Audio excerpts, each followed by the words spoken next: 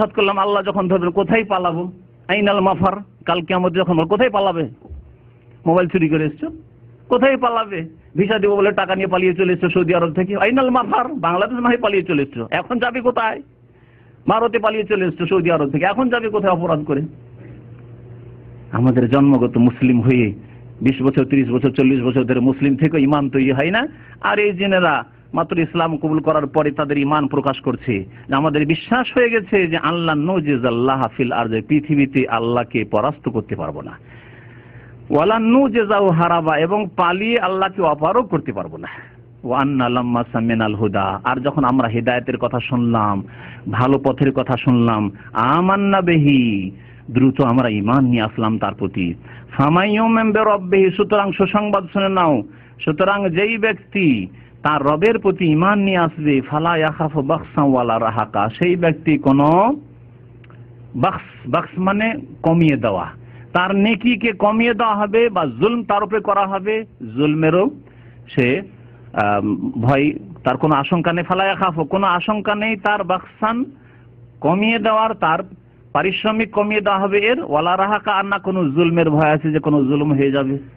কখনো জুলুম হয়ে যায় আর কখনো জুলুম না হইলো, যেটুকু করলাম সেটুকু দিলাম, তো না ঘাটতি করে দেওয়া হবে আর না কোনো রকমের জুলুম করা হবে। এখানে রাহক মানে জুলমের অর্থ নেওয়া হয়েছে, বা আরেকটি অর্থ করা যেতে পারে যেটা এর আগে রাহক শব্দ এসেছে না, ওই যে জিনেরা প্রথম ভয় করতো, তারপর যখন মানুষ ভয় করতে লাগলো তখন ফাযাদুহুম রাহাকা, তাদের বৃদ্ধি পেয়ে গেল ভয় ভীতি। তাহলে ভয়ের যদি অর্থ করি তাহলে দুটোতে আর একটু বেশি পার্থক্য হয়ে যায়। ফালা ইয়াখাফু, সুতরাং যেই ব্যক্তি রবের প্রতি ঈমান নিয়ে আসবে, ফামাইয়ুমিন বিরাব্বিহি ফালা ইয়াখাফু বাখসা, না কোনো ঘাটতির ভয় আছে যে আল্লাহ নেকি কমিয়ে দেবেন, আল্লাহ আমাদের দাঁড়ি পাল্লাতে যা করেছি দুনিয়াতে পাবো না, কিছু কমে যাবে। ওয়ালা রাহাকা, আর না কোনো অন্য ভয় আছে, কোনো ভয় ভীতি নেই। যেমন ফালা খাউফুন আলাইহিম ওয়ালা হুম ইয়াহজানুন বলা হয়েছে, আল্লাহর প্রতি যারা ঈমান নিয়ে আসবে আর তাকওয়া অবলম্বন করবে তাদের কোনো ভয় নেই, তারাই আল্লাহর বন্ধু এবং তাদের কোনো ভয়ও নেই আর তাদের দুশ্চিন্তাও নেই। সেই রকমই বলা হয়েছে ওয়ালা রাহাকা মানে ওয়ালা খাউফুন। ওয়া আন্না মিন্নাল মুসলিমুন, জিনেরা আরো বলল যে আমাদের মধ্যে কিছু মুসলিমও আছে, কতক মুসলিমও আছে। ওয়া মিন্নাল কাসিতুন, মুসলিম মানে শাব্দিক অর্থ আত্মসমর্পণ, ইসলাম গ্রহণকারী তো মুসলিম হলো, আত্মসমর্পণকারী। তার ইসলাম মানে আত্মসমর্পণ করা, আর মুসলিম মানে আত্মসমর্পণকারী। কার সামনে? আল্লাহর সামনে, আল্লাহর দিন মেনে নেওয়ার ক্ষেত্রে, রাসূলুল্লাহ সাল্লাল্লাহু আলাইহি ওয়াসাল্লামের আনুগত্যের ক্ষেত্রে আল্লাহর সামনে আত্মসমর্পণ করে এই কথা বলা যে আল্লাহ তোমার নাজিলকৃত দিন আমি মেনে নিলাম জীবনের সার্বিক ক্ষেত্রে, এবং তোমার রাসূল সাল্লাল্লাহু আলাইহি ওয়াসাল্লামের সার্বিক ক্ষেত্রে আমি আনুগত্য করব, স্বীকার করলাম। এর মানে হচ্ছে ইসলাম, এর মানে হচ্ছে আত্মসমর্পণ করা। ওয়া আন্না মিন্নাল মুসলিমুন, আর আমাদের মধ্যে কতক আত্মসমর্পণকারী আছে মুসলিম। ওয়া মিন্নাল কাসিতুন, আর এর বিপরীত আমাদের মধ্যে কতক জালেমও আছে।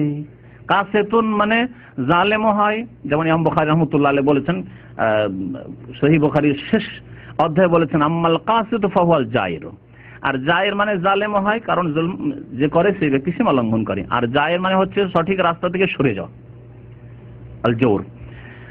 তো আম্মাল কাসিতুন ওয়া মিন্নাল কাসিতুন, এবং আমাদের মধ্য থেকে কিছু লোক আছে সীমা লঙ্ঘনকারী, বা কিছু লোক আছে যারা সৎ পথ থেকে সরে যাওয়ার লোক। ফামান আসলামা, সুতরাং যারা আত্মসমর্পণ করবে, ফাউলাইকা তাহাররাউ রাশাদা, তারাই সঠিক পথকে সন্ধান করে নিল। তাহাররা মানে তলাশ করা, সঠিক পথের তারা সন্ধান করে নিল। ইসলাম কবুল করলেই সঠিক পথের সন্ধান করে নিল, আল্লাহর সামনে আত্মসমর্পণ করে আল্লাহ তোমার দিন মানবো, তোমার ইবাদত বন্দি করব, তোমার নবীর তরিকায় চলবো, তারাই তাহাররাউ রাশাদা, সঠিক পথ খুঁজে নিল, সন্ধান করে নিল। এই সঠিক পথ খুঁজলে এই বিষয়টি মনে রাখতে হবে যে কোনো ক্ষেত্রে নামাজ পড়বো কেমন, যেমন রাসূলুল্লাহ সাল্লাল্লাহু আলাইহি ওয়াসাল্লাম নামাজ পড়েছেন। ইবাদত বন্দেগী জিকির আজকার করব কেমন, যেমন রাসূলুল্লাহ সাল্লাল্লাহু আলাইহি ওয়াসাল্লাম করেছেন। মিলাদ জন্মবার্ষিকী নবী পালন করেছেন, যদি না করে থাকেন করব না। সব রাতে হালুয়া রুটি খেয়েছেন, হ্যাঁ দাঁত ভেঙেছিল ওহদ সাবানে হয়েছিল।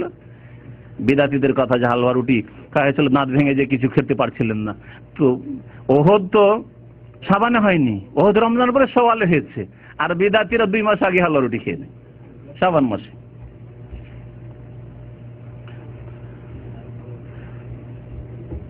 ও আম্মাল কাসিতুন, তারপরে যিনারা বলছেন যারা জালেম, যারা সীমালঙ্ঘনকারী, ফাকানু লিজাহান্নাম হাতাবা, তারা জাহান্নামের ইন্ধন হবে। হাতাব মানে ইন্ধন। তারপরে নবী করিম সাল্লাল্লাহু আলাইহি ওয়াসাল্লাম বলছেন আল্লাহ পাক রব্বুল আলামিনের কথা, ওয়াল কুল, নবীকে বলা হয়েছে ওয়াল্লাহ ইসতাকামু আলা তরিকা, তারা যদি মানব জাতি, জিন জাতি, তারা যদি সঠিক রাস্তা, তরিকা মানে তরিকা সহিহা, সঠিক রাস্তার উপর তারা অটল থাকতো। ইস্তেকামত মানে অটল। ইন্নাল্লাযীনা ক্বালু রাব্বুনাল্লাহু সুম্মা ইসতাকামু, যারা বলে রব্বুনাল্লাহ, আমাদের রব, সৃষ্টিকর্তা, রিজিক দাতা, প্রতিপালনকারী আল্লাহ, সুম্মা ইসতাকামু, অতঃপর এই রাস্তায় অটল থাকলো। এটা হচ্ছে পুরো দিন ইসলাম। আপনি আল্লাহর প্রতি বিশ্বাস করলেন, আকীদা হয়ে গেল আলু রব্বানাল্লাহ, আর সুম্মা ইসতাকামু, ইস্তেকামত হচ্ছে ইবাদত, বন্দেগী, আখলাক, চরিত্র সবই শামিল। সোজা পথে চলছেন, যেই পথে নবী করিম সাল্লাল্লাহু আলাইহি ওয়াসাল্লাম আমাদেরকে ছেড়ে গেছেন। এই জন্য এক সাহাবী জিজ্ঞাসা করেছিলেন, বেদুইন এসেছেন বাদিয়া থেকে, আর আসার পরে বেশি সময় নেই, মদিনা এসেছেন সামান্য অল্প সময়ের জন্য, এখান থেকে চলে গিয়ে আবার বকরি ছাগল উট নিয়ে ব্যস্ত হয়ে যাবেন, আর হয়তো কোনো সময় আসতে পারবেন না। বলছেন ইয়া রাসূলুল্লাহ কুল্লি ফিল ইসলামে কওলান, ইসলামে এমন একটি সংক্ষেপ কথা বলেন, শর্টকাট কথা, যে লা আসালু আনহু আহাদান বাদা, আপনার পর আর জিজ্ঞাসা না করতে হয়, আর ওর উপর আমল করলে যাতে আমি মুক্তি পেয়ে যাই। নবী করিম সাল্লাল্লাহু আলাইহি ওয়াসাল্লাম কি বলেছিলেন?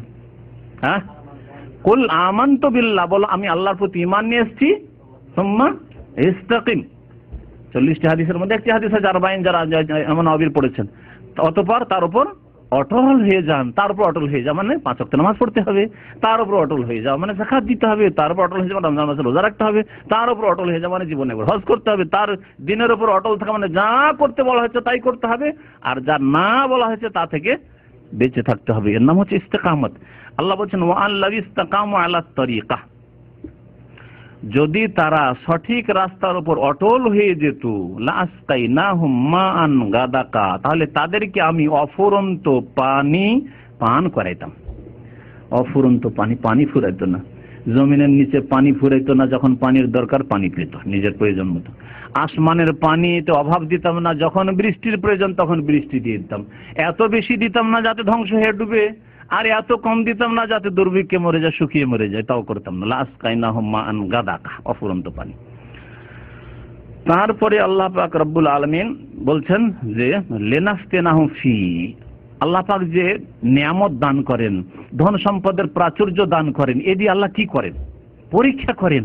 তাই বলছেন লিনাফতিনাহুম ফি, যাতে করে এতে আমি তাদেরকে পরীক্ষা করতে পারি। ধন সম্পদ দিয়েছি, অভাব দিইনি, অভাব দূর করে দিয়েছি, সচ্ছলতা দিয়েছি, লিনাফতিনাহুম ফি, এতে পরীক্ষা করার জন্য।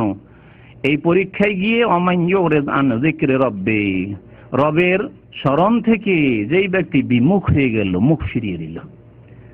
আর সবচেয়ে বড় জিকির মুসলিম জীবনে হচ্ছে 5 ওয়াক্ত নামাজ। তাওহীদের পরে, তাওহীদ হচ্ছে আল্লাহ সবচেয়ে বড় জিকির, কারণ লা ইলাহা ইল্লাল্লাহ বিশ্বাসী, লা ইলাহা ইল্লাল্লাহর বিপরীত কোনো কাজ করলো না। আর তারপরেই হচ্ছে ওয়া আকিমিস সালাতা লিযিকরি, সালাত কায়েম করো, নামাজ কায়েম করো, কিসের জন্য?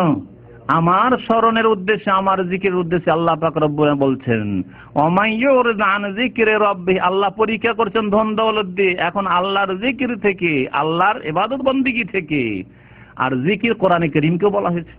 তাহলে কোরআনী জীবন, আপনাকে কোরআনী লাইফ তৈরি করতে হবে।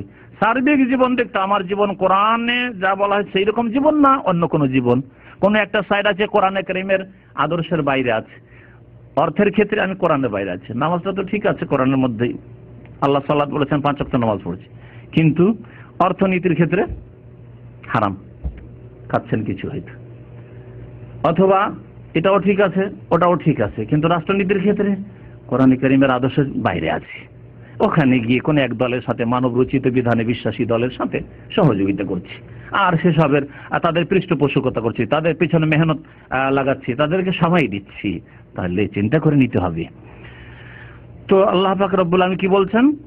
লিনাফতিনাহুম ফি ওমান ইউরিদ আন যিকরি রাব্বিহি, রবের জিকির থেকে মানে আল কোরআন থেকে, তাওহীদ থেকে, নামাজ থেকে। কোরআন যদি বলা হয় তাহলে সমস্ত কিছু চলে আসবে। রবের জিকির থেকে, কোরআনে কারীম থেকে যে ব্যক্তি বিমুখ হবে কোরআনী আদর্শ থেকে, ইয়াসলুকহু আযাবান সাআদা, তাকে আল্লাহ দাখিল করবেন, প্রবিষ্ট করবেন কোথায়? কঠোর শাস্তিতে। আযাবান সাআদা মানে আযাবান আলীমান বা শাদীদান, শক্ত আযাব, কঠোর শাস্তিতে আল্লাহ পাক প্রবিষ্ট করবেন, দাখিল করবেন। ওয়া আন্নাল মাসাজিদা লিল্লাহ, তারপরে জিনদের কথা শেষ হয়ে গেছে। নবী করিম সাল্লাল্লাহু আলাইহি সাল্লামকে